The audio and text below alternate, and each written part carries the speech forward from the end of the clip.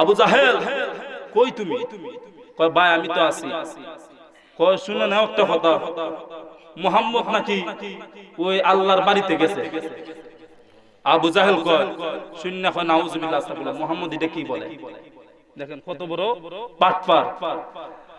কয় না মুহাম্মদ কয় এলাকার মানুষের কাছ থেকে শুনলাম নবী মেরাজে গেছে। আবু লাহাব শুননা আবু জাহিলকে ডাক দিছে, কয় নবী নাকি আল্লাহর মেরাজে গেছে, আল্লাহর বাড়িতে গেছে, জমিন থেকে আর আজিমের মধ্যে গেছে, এটা কিভাবে সম্ভব?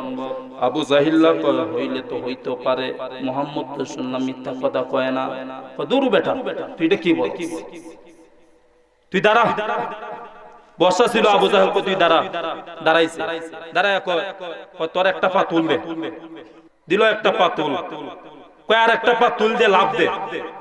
তো আর একটা পা তুল দে, লাভ দিতে গিয়ে দেখা যায় এক হাতও সে আলগি দিতে পারে না। কয় তুই বেটা লাভ দিয়া তুই এক হাতও আলগি দিতে পারছস না, আর মুহাম্মদ জমিন থেকে আর আজিমের মধ্যে তুই জানোস নি কত বড়, কত বড় এক একটা আসমান 500 বছরের রাস্তা, আবার 4টা মহাশূন্য ফাড়ি দিয়া যাইতে হয়। ওই সময় কি রকেট ছিল না কোনো কিছু ছিল? নবীজি কেমনে যাইব রে? কয় এটা তো একটা কথা। ওই আবু জাহিল্লা শুনিয়া যাইতে যাইতে যাইতে যাইতে গেছে আবু বকরের কাছে। আবু বকরকে কয় শুনছনি বা আবু বকর, তোমার নবীজি কিতা কইছে?